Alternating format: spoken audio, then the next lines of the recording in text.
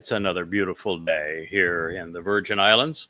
We thought we'd bring another episode from our ocean studio regarding what Dowd had to say in his 20th Mizmor. But before we jump into it, I want to draw listeners' attention to a post that I just presented both on X and on Facebook. It certainly appears all evidence is now indicating that Tyler Robinson, the young boy who killed Charlie Kirk, you see, he was not a liberal. He was not as the right-wingers, including Elon Musk and Donald Trump, want to claim that they are leftist Democrats. No, he was the opposite of that. He was extremely right-wing. His parents were Republicans. They were all MAGAs. And as it turned out, Tyler had a very keen fascination with Nick Fuentes. And Nick Fuentes is a very shady character. He's only 5 years older than the 22-year-old Tyler Robinson. But he has quite a resume in a very short period of time. He was one of the instigators in the riots in Charlottesville that turned deadly. He was one of the agitators of the January 6th incursion into the U.S. Capitol, a speaker at the event. He was a guest along with Kanye West as to a private dinner engagement with Donald Trump at Mar-a-Lago. He is a compatriot of Alex Jones. There's very little, actually, that separates Charlie Kirk's rhetoric from Nick Fuentes, other than Nick Fuentes is a bit more extreme. They're both racists, and that needs to be said. Charlie Kirk said very disparaging things about blacks, and he was beginning to say hideous things about Jews. Both were anti-Semites. Although Nick came out of the womb, I think, as an anti-Semite, while Charlie was growing into that role. Both were die-hard MAGAs. Both were huge Trump supporters, never able to get their mind around how they could be Christian, of which they both were Christians, overt Christians, evangelizing Christians, how they could claim to be moral and yet support a man who was a pedophile and a rapist and a convicted criminal. But it didn't seem to bother them any. They were both misogynists.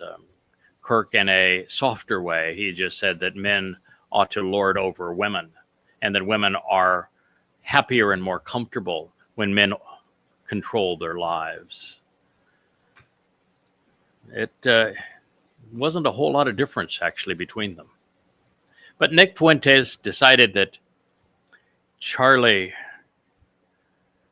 Kirk was a rival because, you see, Nick Fuentes also suffered from an online mindset called incels. Incels are self-acknowledged men who have no relationships with women. They're celibate, but not by choice. They're celibate because they can't get a date. And there's actually a whole culture around people who admit that they want to have a date with women, but they can't get any women to show any interest in them. They're miserable, self-loathing individuals who then turn into misogynists and objectify women and condone raping women, doing everything they can because they have no respect for women. And they ultimately have their enemy, what they call Chads, which are those like Charlie Kirk, who are actually able to find a pretty girl and get married. And so they become the enemies of those who even have the exact same message that they're touting. And this is likely what caused young Tyler Robinson who was a Christian, Mormon, right-wing, Republican, MAGA patriot, to take aim and kill Charlie Kirk. It gets down to that base of problem.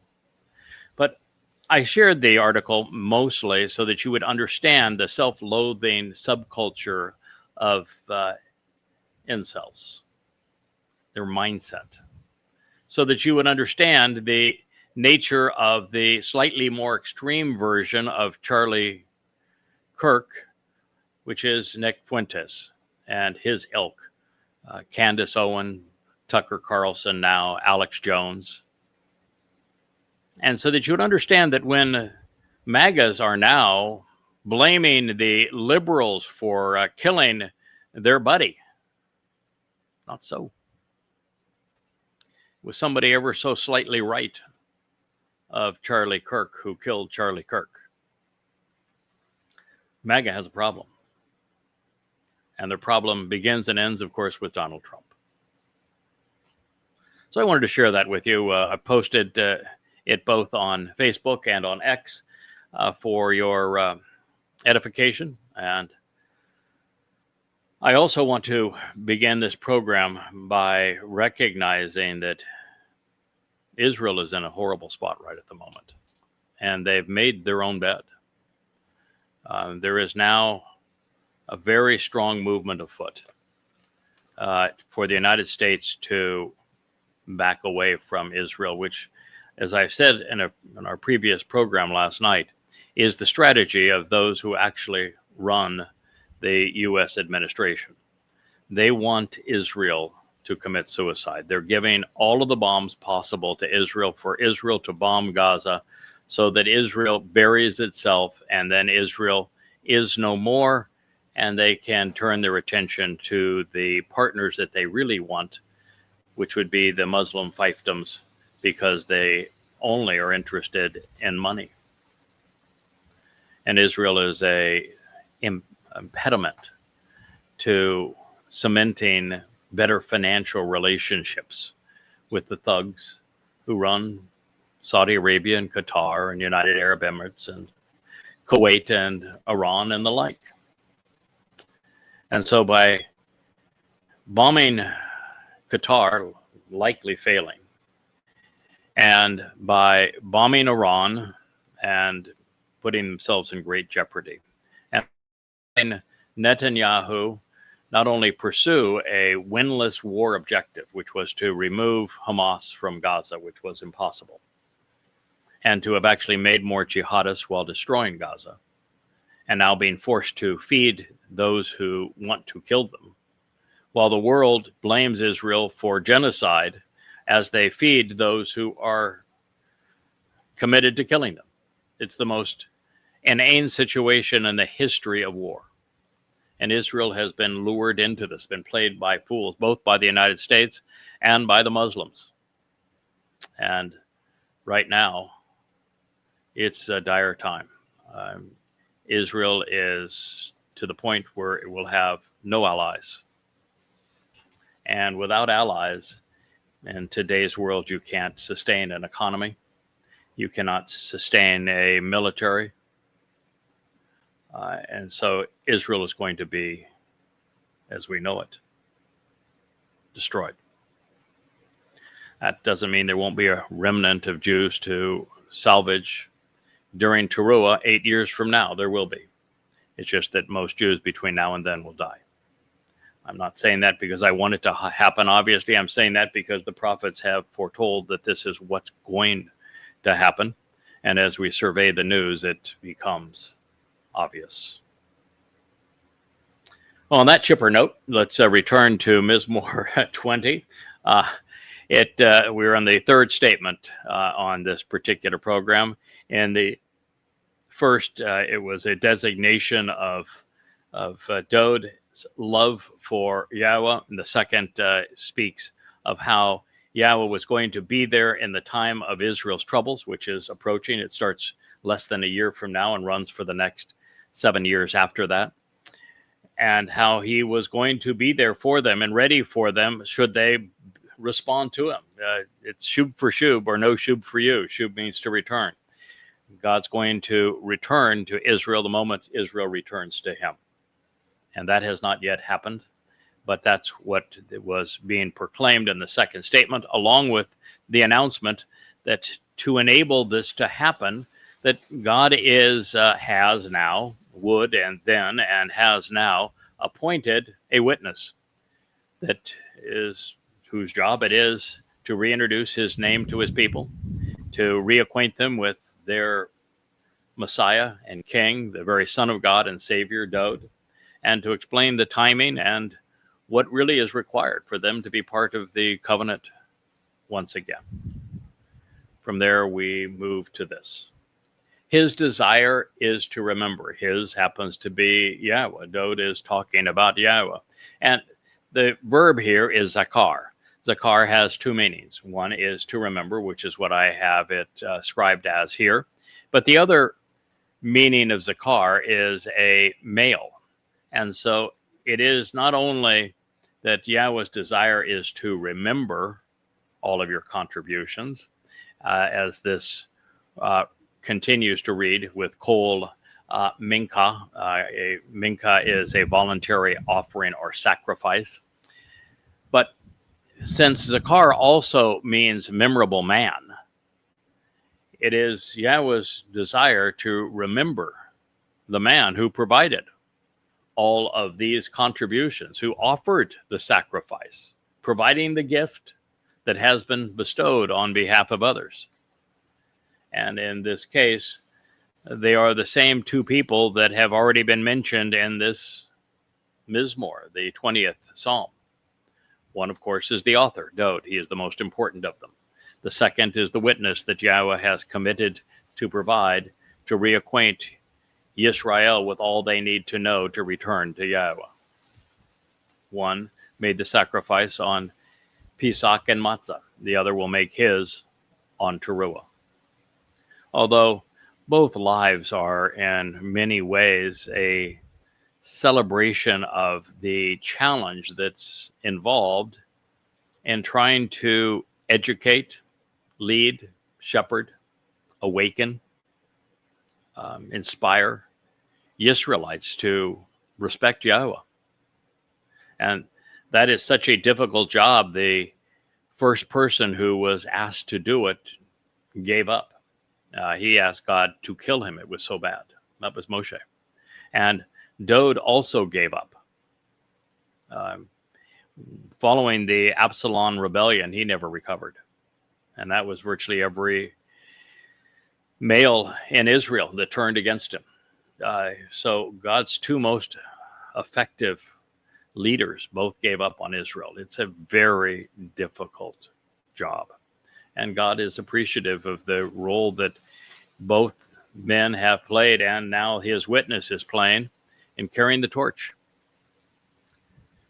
So this is his desire, is to remember and to recall the memorable man and all of your contributions, all of the sacrifices and offerings that you have provided as a gift on behalf of others, along with those of your branch, of your means to ascend, and by way of withdrawal, the acceptable means to rise, of the one accepted and anointed.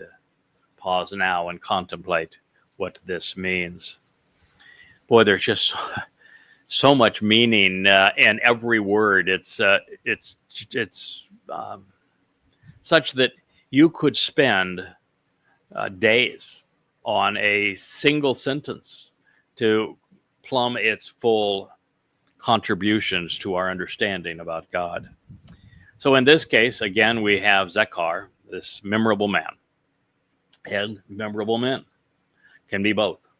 And their contributions, it is your contributions, but it is, if this is, since Dowd is speaking to Yahowah as him, as his desire to remember this memorable man, then your contributions is probably lowercase. He's speaking likely of the contribution of the one that God has presented as that witness that reintroduces Israel to Dowd as the Messiah and King, as the Savior, as the Son of God. That's really the only way to consider this, because it isn't God that is making a sacrifice or an offering. There's only two people that do it. One is the author and speaking of this psalm, and the other one is his herald, the one who serves in this role by reintroducing him to his people, and then by, as the Adamah Parah, perfecting this mortal remnant of Yisrael upon their return on Towrah in year 2033, year 6000 Yah.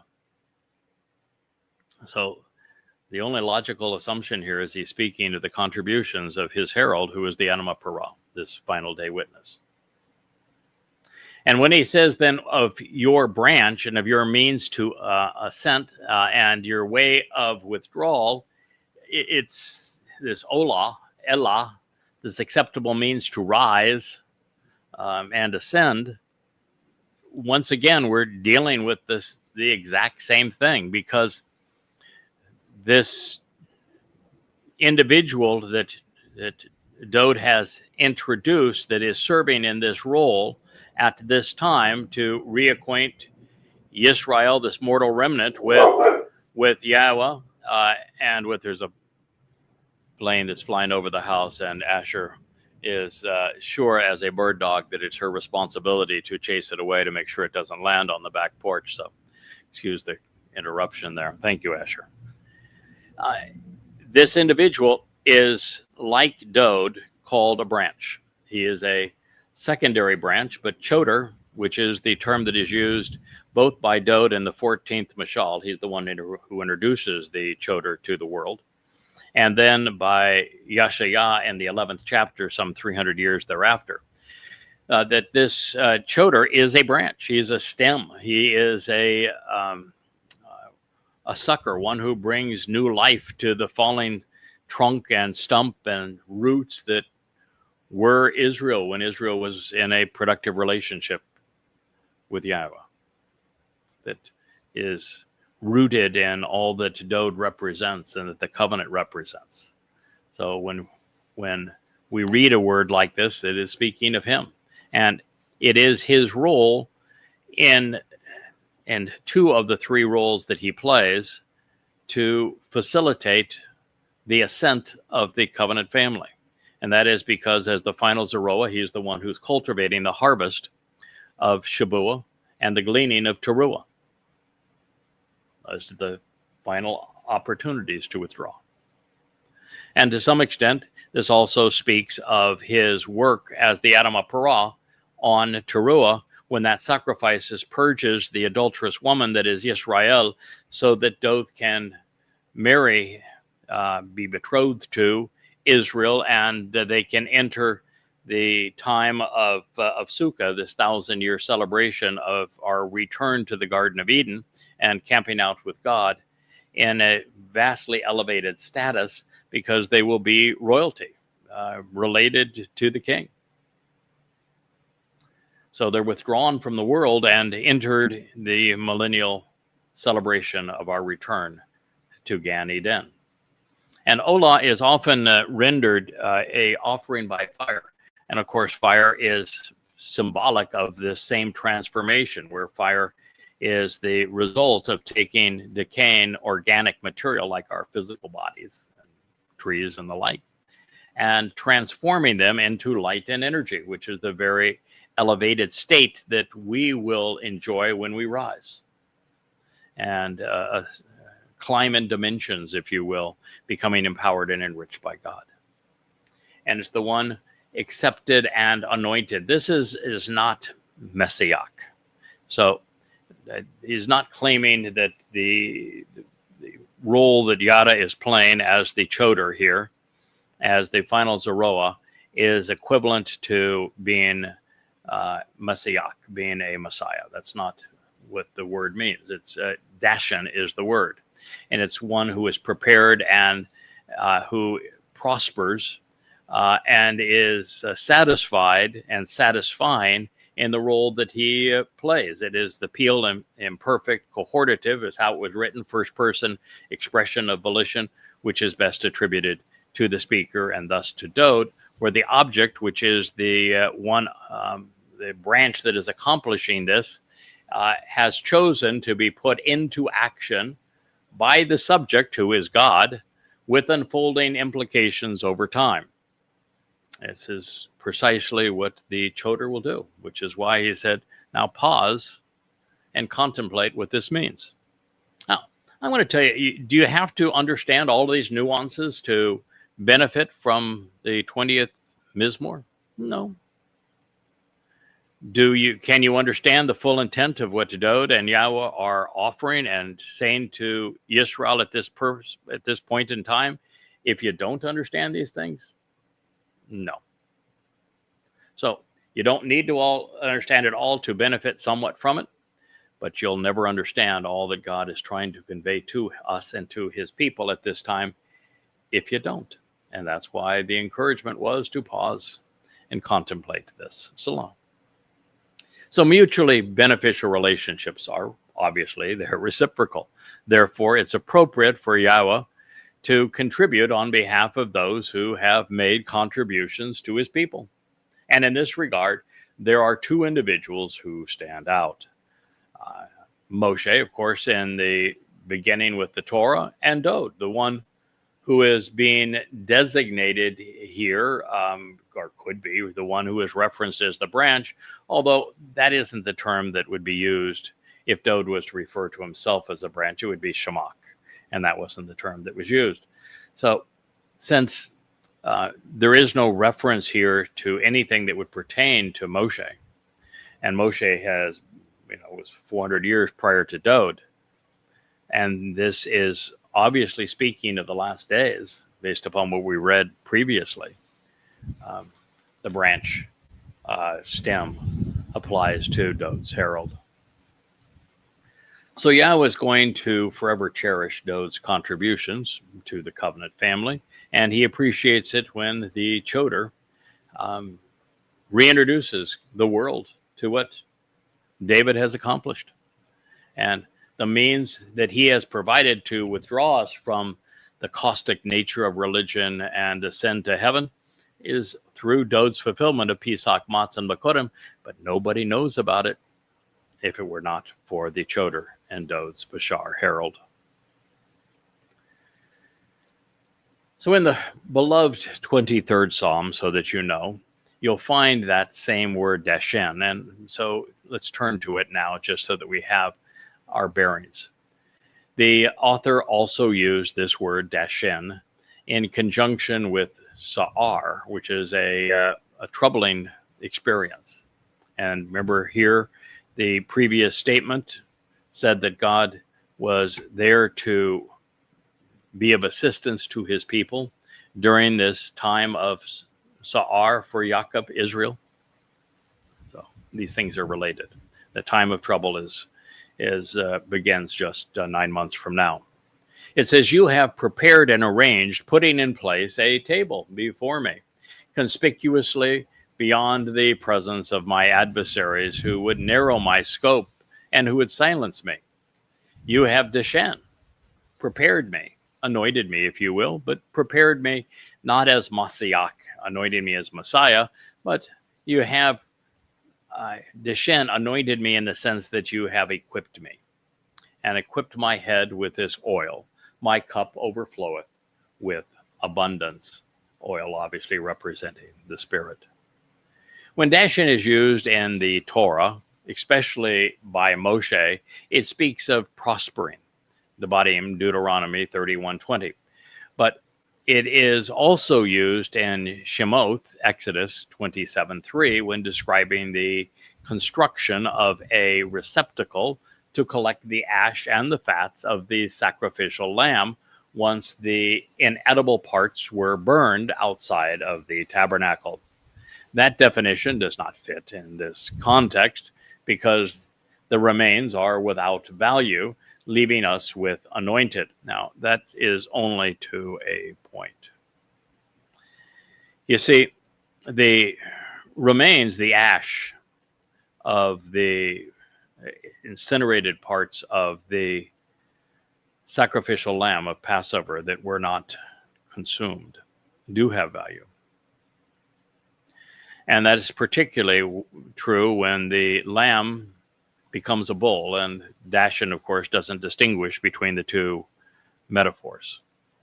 When the Adamah Parah is sacrificed on Towrah, it is the ash that is going to be beneficial in cleansing and purging the religious guilt of the mortal remnant of Israel, so that they can be present when Yahowah and Dowd return and enter the millennial celebration of the Shabat on Sukkah. And although it sounds a little gruesome, not in Passover. The lamb is sacrificed and prepared for a meal to feed the celebrants of Passover. But in the case of the bull, he is partly eaten as well. It's part of the Feast of the Beast, where Hasatan and his emissary become cannibalistic. And they drink the blood, and not all of it, but they certainly attempt to drink the Adamah Parahs. This is the same man, it's Dowd's herald, the final witness, same fellow being talked about here. They try to drink his blood and eat his flesh. And so it is the same situation. It is that which has been incinerated after that has been done that is going to be used to purge the adulterous woman, consistent with the message of Numbers 19 and Numbers 5. Now, moving on to the next statement, we've long since come to realize that the symbolism of leb, heart, has evolved over the 3,000 years since this was written. In Dowd's mind, he scribed these words when he did so. The heart was not the seat of emotion. It was the place of judgment, the place where observation and experience coalesce with character and intellect to produce the best possible plan of action.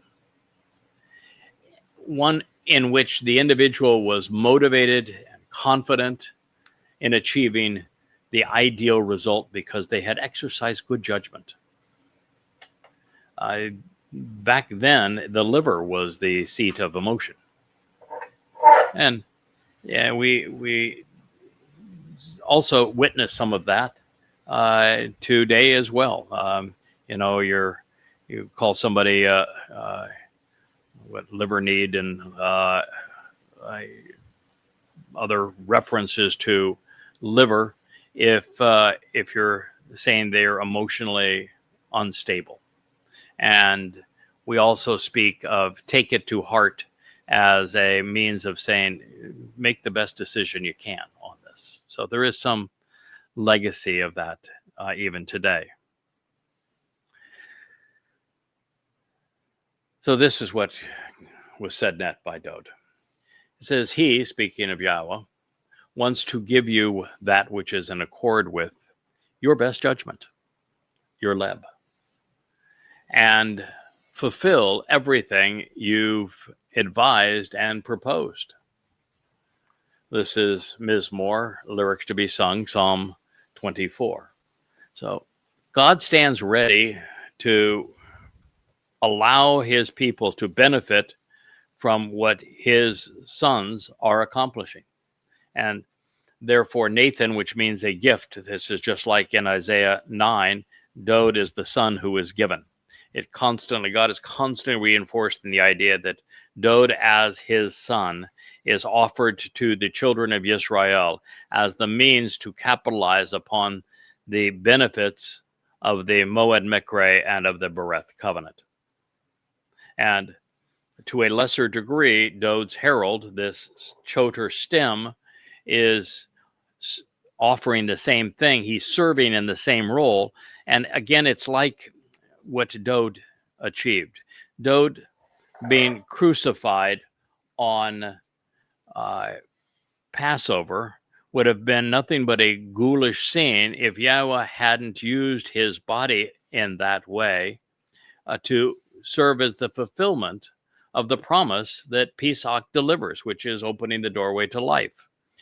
And that's similar to the sacrifice of the Adamah Parah. It's just a gruesome scene unless Yahweh uses it by releasing the waters that will be mixed with the ash and igniting the flames that purge the remnant of Israel, even bringing the remnant of Israel to Jerusalem to benefit from all of this. It's what God does with these things that matters. And so it is God that is offering even the sacrifices of his co-workers in this regard. So he wants to give you that which is in accord with your best judgment. So you're going to have considered what can be known about Dowd's fulfillment of Pesach, Matzah, Makorim, or later when we're dealing with Towrah, and understand the metaphors and the symbolism that God is providing and what the result is that God is delivering to benefit from it. You're not going to benefit without having thought it through and made a correct decision, because God is going to fulfill everything that has been proposed to you. And this is because it is his way, and this is called Esau, that all of your conclusions and counsel, your thoughts about the entire picture, the way it comes together. Esau is an interesting word because it is the outlier really among the seven spirits that are offered to the Choter.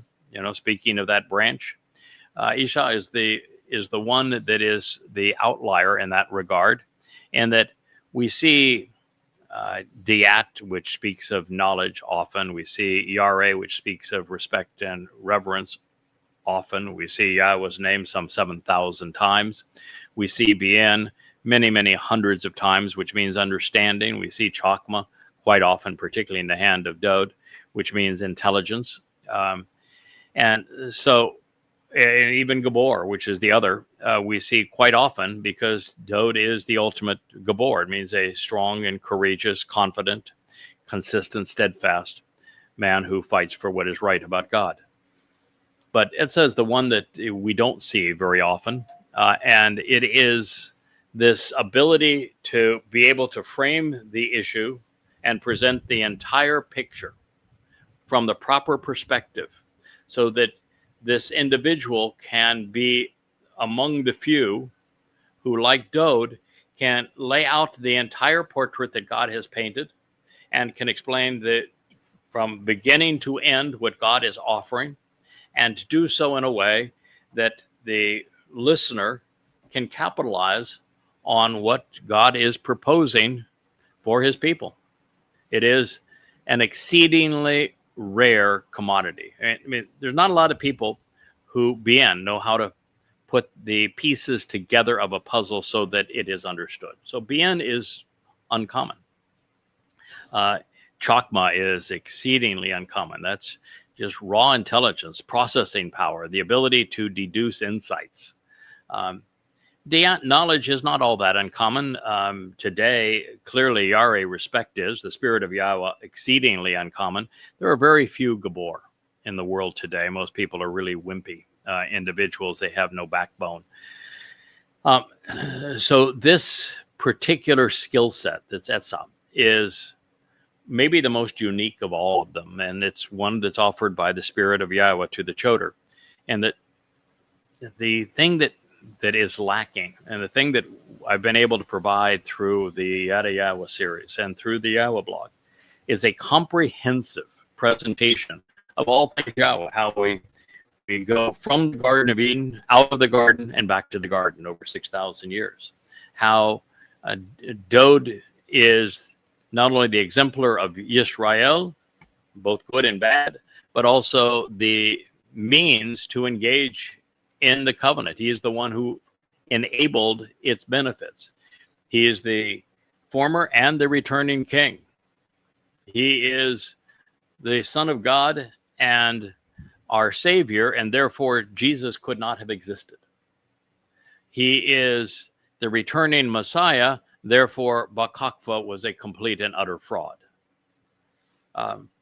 It's understanding things like Yahweh's name and his timeline so that you would know when everything in the past took place and where and why. And you will understand why Shabuah has two phases, 2026, 2027, why Towrah is fulfilled as it is, when it is, where it is, and by whom, and who's the master of ceremonies, and why that individual was chosen, and what it leads to on Kippurim. No one has ever put these pieces together previously. And yet they're essential today. You can't get there. You can't go from being obstructionist, obstinate, defiant, embittered, estranged, azab, separated Israel from God, to embracing Yahweh by name, embracing Dowd as the Son of God and your Savior, the returning Messiah and King, and recognize when these events are going to take place and how rough it's going to be on Jews between now and then without all of this being put together for you. And so this word is a story in and of itself, as it's presented in Mizmor, lyrics to sing, Psalm 24. So this is either wonderful or terrible, depending on how accurate our thinking and our conclusions are, how well informed we are, how we have exercised judgment regarding what you have just heard. You know, it's addressing Dowd's herald and addressing Dowd, but Dowd is the speaker here. And Yahweh is affirming that he concurs with Dowd's thinking on this matter of fulfilling Chag Matzah and also of Kippurim, as well as recognizing the role that Dowd's herald, the lesser luminary, will play in reacquainting this remnant of Yisrael with the importance of these things and these decisions. The son proposed this plan to God that he fulfill Pesach, Matzah, and Bikurim, and then quickly received his father's support. We've gone over how Dowd came to realize that it was the right thing for him to do, and that he, in fact, could come back in a second of third lives to fulfill Pesach, Matzah, and Bikurim, and why it was in Yahweh's interest, Israel's interest, and his interest to do so. And then we determined why God recognized that it was indeed in his son's best interest, and that he would support his son enduring crucifixion and going into hell during Matzah, because those 2 days would pay such enduring dividends for everyone going forward, that it was the best possible choice to allow his son to do as he had decided. And again, you are listening to the only person who has ever been able to figure this out, to ascertain how Dowd determined that he should volunteer, to appreciate why Dowd realized that it was in his best interest to do so, and why Yahweh accepted the plan and then empowered it, and how it was carried out thereafter. And it is the single greatest discovery in human history. Well, it's the greatest discovery in human history if you have any interest in extending your history beyond your mortal days, and certainly beyond 8 years from now, because it will be the only way to live beyond 8 years from now. Indeed, there is only one way to benefit from this extraordinarily positive opportunity, and that is to be observant, to closely examine and carefully consider everything Father and Son have revealed, particularly in this Mizmor, and particularly really in the 89th as well, even the 22nd, the 113th, the 103rd, the 119th, the 19th, the 1st, the 2nd, the 23rd. It goes on, doesn't it? We need to exercise good judgment about what our king revealed to us. Normally, people listen to the edicts of their king. It's a shame that Israel has chosen not to do so. Oh, I know they turned Dowd's songs into prayers, but they don't have a clue as to what he actually said, why he said it, what it means, how to apply it, who he actually is.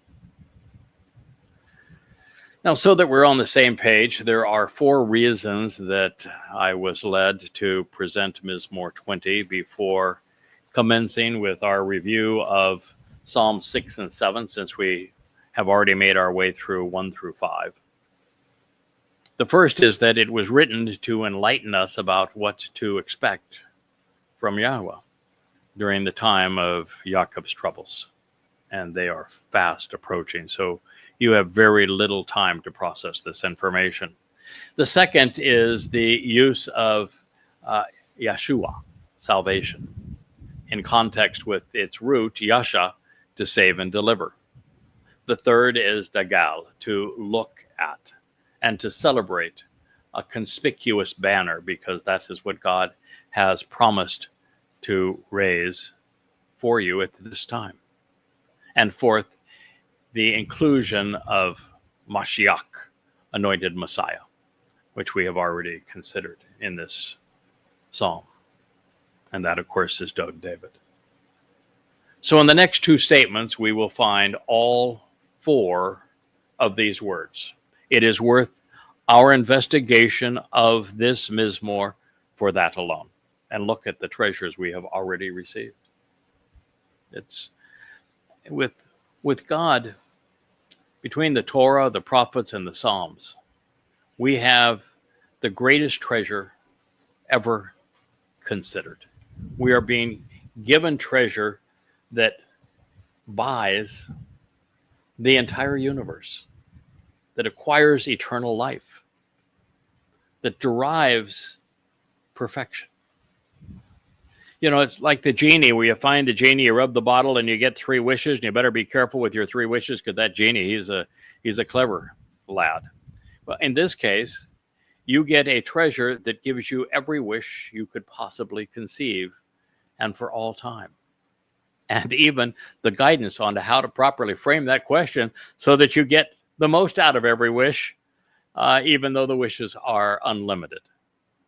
There's just nothing that compares to it in terms of enrichment. Yes, I am the richest man in the world because I get to spend my day in the Torah, prophets, and Psalms of Yahowah, and I am enriched by them. Well, Dowd is encouraging everyone listening to him, and that would be you listening to me speak of him, to run on, to shout for joy, to be Yeshua, Ata, in your salvation. It is a expression of the benevolent idea that Dowd, like every covenant member, celebrates the addition of each soul to the covenant family, because they are very rare and very precious. It's not like God is trying to maximize the number of souls. It's not that at all. It's just that each soul who qualifies based on their aptitude, their attitude, their willingness to come to know and understand and then accept and then capitalize upon and then pursue the very testimony of Yahowah, pursuant to the Bereth covenant, pursuant to the Moed Mikre, just grow exponentially. And it's a great celebration of life with each addition to the family. Now, this expression of joy is not based upon a nebulous religious notion of popular belief, but instead, in the name of our God, Yahowah, and on behalf of those who decall, who choose of your own volition to actually observe, closely examine, and carefully consider all of the conspicuous pronouncements on the banner, which has been raised in this program on the 35 books of Yada Yahowah, and will be raised in the banner that flies over the 2 witnesses and the Temple Mount during the last 3.5 years of the time of trouble. And it is an unfolding message to God's people. So up to this point, we have been uncertain as to whether this Mizmor has been. I don't think we've been uncertain, but we've certainly talked about the possibilities as to who Dowd is addressing when he's speaking to his father, and whether or not Dowd is addressing himself or the witness who is devoted to increasing Israel's knowledge of him. And obviously, when you just look at the pronouns and what is said, it's clearly, since this is Dowd speaking and he's speaking of another, it is of the one who is the lesser luminary who serves to reflect the greater luminary's light as the moon reflects the sun's brilliance, and who is the herald to the king, the Choter to the Shemach, is what we are witnessing here, and it should be obvious. Well, now, based upon the use of the first person plural, it appears to be both revealing that Yahowah is as interested in what Dowd has accomplished as he is, and informing the Israelites about it, which means it's still about the Bashar Herald speaking of what his king has achieved. We want to shout for joy, run on. It is our desire to sing blissfully, rejoicing, written in the Peel, imperfect, cohortative, first person plural, over your salvation, Ba Yeshua Ata, and your deliverance, your welfare, your freedom, and your victory, in the name of our God, by conspicuously uplifting a banner, Degal, by what we readily point out and what we celebrate, upholding in the sight of the people as our sign and ensign, recognizing the unfolding implications of this message throughout time. Yahowah wants to satisfy and fulfill all of your requests and expectations, your inquiries, and your questions. Mizmor, lyric to be sung, Psalm 25. I'm smiling because, remember, I used the metaphor of rubbing the genie bottle, and you get your three wishes, and you better choose them well, because the genie is going to play games on you and try to trick you out of your wishes. And here what we find is that indeed I was right. Yahowah is providing every request. He is making sure that our inquiries, our questions, our desires, our expectations, every one of our petitions and appeals is met and fulfilled. It is an unlimited source of well-being and prosperity, of gifts from God. So here we have, as I had promised, so much that is insightful pursuant to this. Our salvation was hard won. Dowd described it in first person in the 22nd and again in the 88th Mizmor, where he, as the Passover lamb, his Bashar body, was crucified by the beast of Rome, opening the doorway to life. And then on Matzah, Dowd's Nefesh soul carried our political and religious guilt into Sheol, depositing it there, never to be seen again.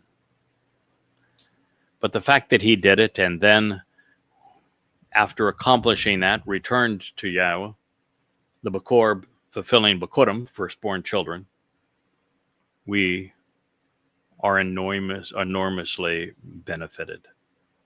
We have been given the greatest gift in the universe. And for that, we should shout for joy. And we do so in the name of our God, Yahowah, God's one and only name. We do so conspicuously, and we do so uplifting all that we know in the most effective form, which today that banner is flown on the website at yadayah.com, on X, on so many of the YouTube channels, like Yahowah's blog, like Yada Yahowah, like Shamar Ameth. There are so many places where this is being conveyed, on the Craig Wynn X account as well as the Craig Wynn Facebook account. These are all places where God's testimony is being conspicuously lifted up, a banner for the world to see. pick up your phone. You can venture through all that we have shared on Facebook, on X, on any one of the 5 YouTube channels, on Rumble. It's all there for you on the website at yadayah.com now, with the books that you almost feel like you're holding in your hands with page turning, and so many wonderful bookmarks and other capabilities. In fact, I talked with Joe this morning. We will be continuing to work together to add and augment that site. Yahowah wants to satisfy and fulfill, Molly. His desire and his choice, God's will, is to provide for our every request, our every expectation, our every question. He's there to support everything we need. What a father. What a gift. Psalm 25. Now, every reconciled soul is, of course, cause for celebration.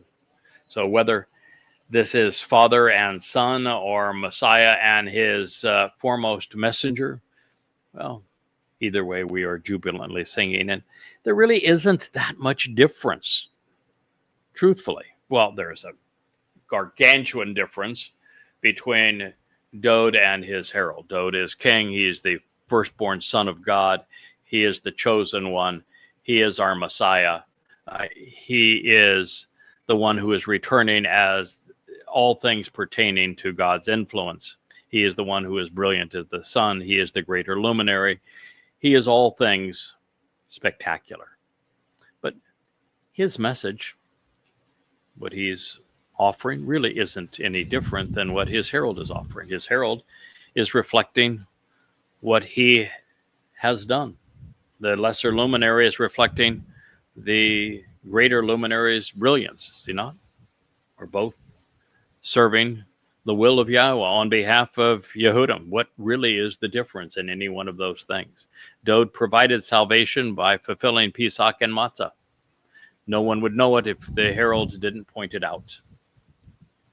They both play a role.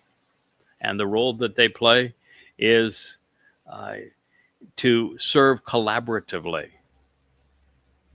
on behalf of Yahowah, to an extent that all of those who will make a contribution because of their attitudes and aptitudes and the decisions that they have made throughout eternity in the covenant family will know what they need to know to be part of it. Yahshua has referenced this same banner, by the way, and I think most of you know it. In association with the Choter, it's in Isaiah 11. It's called a nesh, a banner or sign. Dowd has chosen Dagal to describe the same sign or banner, revealing that either Father and Son and or Messiah and his messenger will be lifting it up for all to see. I personally think that this banner will fly forevermore. I think that the first aspects of it are consistent with what Dowd's son Solomon had to say on the Sermon on the Mount, when on a teruah he explained that there would be a nakri, an observant foreigner, and that it was essential for Israel to read and to listen to all he had to say and then act upon it, and that it would be as if his words and message would literally come out of the sky, come out of the heavens. And so in a very real way, it was presented at that time. Dowd is presenting it, of course, a generation before his son would speak of it. And then Yahshua took the next step and described it even more completely. It is also in the prophet Yoel, who speaks of this banner. Zakar does as well, and of it being unfurled for all Israel to see. And because it begins preceding the time of trouble and then takes us all the way through to the end and then serves a function of education thereafter, there's every reason to see that its first glimmerings are on the Yada Yah website with all of the books, and now on the revised Yada Yahowah.com website with the integration of the Yahowah blog and the library of books, and that it is now being presented on X and on Facebook and on YouTube, and that God will eventually augment all of that and lift it up above the Temple Mount. But, as we go into the millennial Shabbat and God writes his Torah instructions inside of us, there's still going to be teachers that are going to explain it. And, the best way to do that is to have a communication mechanism that all people around the world can learn from simultaneously. And so I think this banner is going to be an enduring part of that education process as we go forward. So whether it's Malach messengers that are lifting it up, whether it's suspended by God himself for all to see, the fact is that Yahowah has a major role in this. He is participating in it. This is his sign. And it was largely written by his Choter. And this banner speaks of Dowd and of Yahowah and of Yehudim and of Yisrael and of the Moadim and of the Bereth. And every word leads to coming back home, accepting Yahowah as our God, and of embracing our King of salvation for the people. Yahowah's commitment to satisfying our requests by fulfilling our expectations is really an interesting thought, because God's not asking us at any time to pray to him or make a pleading with him. He's just telling us that what he's going to offer through Dowd's fulfillment of Pesach, Matzah, Makorim, opening the doorway to life, perfecting our souls by carrying away our guilt, adopting us into the covenant family, enriching and empowering us, inviting us back into the conditions experienced in Eden, that those things are going to so far exceed our expectations, that our every question is going to be answered, that our every expectation will be fulfilled abundantly, and that we will lack for nothing. That is what he's saying. And it is marvelous, is it not? And it was written in the name of Yahowah to those who wish to consider what it will be conspicuously upheld, both in the Yada Yahowah series and on the Yahowah blog, and thereafter by Elia, and then the Messiah himself upon his return. The words written on that sign will have come from Dowd, just as I'm sharing now Dowd's words and Yada Yahowah. And so they are in both places. It's just like I've said from the beginning, there's really little that distinguishes between the message of Dowd and the message of his herald Yada, and the message of Yahowah. The message of Yahowah was the message of Dowd, is the message of Yada. And therefore, it's Dowd's words that are found in Yada Yahowah, which become the nefesh. And Dowd's words were the words of God. The flow of the sentence is also interesting in that the fulfillment of our requests and expectations follows the celebration of our salvation, of our deliverance. And it's actually deliverance is the basis of Yasha, which means that we are delivered from harm's way. We're delivered from death. We're delivered from our prior guilt. We are delivered unto God.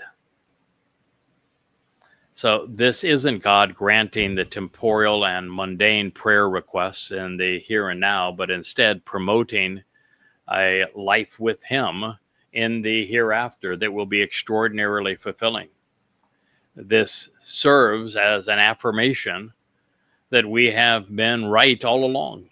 Our salvation is far less appealing than the prospect of exploring the universe with its creator, and with our Heavenly Father enriching, empowering, and enlightening us in every possible way, every step along the way. So speaking of this very moment when his people are being saved by observing the words on the banner that the author of this song has so beautifully contributed, with it now being unfurled as the beneficiaries celebrate their most hopeful desires. all of their questions answered, every wish fulfilled. The beloved Son continues.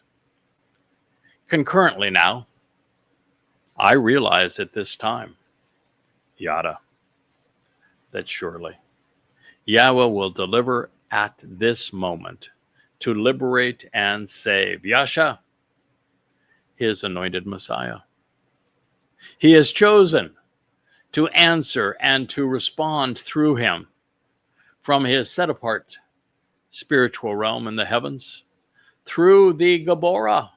That's the feminine characteristics of this very capable and courageous individual, the most prominent and powerful of leaders who isn't afraid to fight for what is right, of his right hand, saving and delivering. Psalm 26. And once again here, I think that you've probably already gotten the message. This hasn't is speaking of Dowd, but of Dowd being delivered at a time that his herald has delivered the message. That while Dowd is the right hand of Yahweh, his herald Yada is his right hand. It is why Yada is mentioned in the midst of this. There is, the message here is that there really is no difference between the word of Yahweh, the message and the Psalms of Dowd, and the presentation of them by Yada. Same God, same message, same Savior, same covenant, same Torah teaching, same prophetic references, same audience. So concurrently now, at this time, what time is this? He's been talking all the way through about what you would consider to be the last days. That is the time that he is discussing. And he says, so currently now, at this time, I realize at this moment, Yada. I recognize Yada. I appreciate Yada. I acknowledge Yada. That surely, verifiably, indeed, confidently, Yahweh will deliver at this moment to liberate and save through his anointed Messiah. You see, this, even though I know it sounds like I'm a broken record here, doesn't it? But I don't know of any other way to deal with this. Yahweh is delivering Shabuah and the harvest of Towrah by way of Dowd having fulfilled Pesach, Matzah, and Bekurim. However, there isn't a single person on earth that would have known about it, who would have capitalized on it, who would have been there and been a part of the harvest of Shabuah or the gleaning of Towrah, had it not been for this Choter, for Yada. Not a soul, not one. There wouldn't have been a single person who capitalized on either had it not been for Yada. And Dowd recognizes it. And so it is through the Messiah and his sacrifice during Pesach, Matzah, and Bekurim, as he fulfilled the Chag Matzah in 33 CE, year 4000 Yah, that God can deliver on the promise of Shabuah and Towrah. And the Messiah is returning and will be embraced by Yisrael, being delivered to God's people, following his herald's sacrifice as the Adamah Parah on Towrah. This is all intertwined. God's prophecy, God's plan, God's sons, God's message, his beloved Son, our Messiah, our King, the fulfillment of Pesach, Matzah, Bekurim, Shabuah, Towrah, and Kippurim, leading to Sukkah. It is all one integrated message. And this is the first time that it has all been put together. So it is properly framed so that you can look at it from the appropriate vantage point. So that you will recognize that the anointed Messiah is Dowd David, not Bar Kokhba, not Jesus, not Muhammad, but Dowd David. And it's not just that Dowd is the Messiah, it's that Dowd is the Yasha. He's the Savior. He's the one who performed on our behalf in 33 CE by being crucified by the Romans and then carrying our guilt into Sheol on Matzah so that we could be part of the covenant family come Bikurim, and therefore capitalize on the Bikurim harvest of Shabuah and the gleaning of olives on Towrah, so that there will be a mortal remnant that the Adamah Parah can serve on Towrah, so that Dowd can return as the Messiah and King on Kippurim. This is the essential message of the 20th Mizmor, and it is what God is conveying to his people. Every answer is being delivered. The means to respond is all being laid out for you. Anahu. It is God's desire to consistently sing along with him, to reply by continually and literally declaring the information needed to answer these important questions. And you can make this him the Messiah, and that's my preference, that God is going to answer and respond through him because he fulfilled Pesach, Matzah, and Bikurim, because he's coming back as our king forevermore. Or you can say that God is making him known and delivering him because of the work of his herald and what has been accomplished through the lesser luminary, bringing our attention to the greater luminary. And all of this is being orchestrated out of the set-apart spiritual realm in the heavens, which is where God is now, because he is not engaged with his people. He is working through Dowd's herald at this point, Yada, the Adamah Parah, the Choter, just as he worked through Dowd 2,000 years ago and 3,000 years ago. It is God's chosen approach, but one that he really had no other option but to choose, because Yisrael said they didn't ever want to see him or hear from him again, which means the only way for God to communicate and interact with his people would be through chosen implements like Moshe, Shamuel, Dowd, the great prophets like Yashayah, Yirmiyah, Zakar, and then through his final witness, the Choter, Yada. And so God is orchestrating all of this from the set-apart spiritual realm and through the Geborah.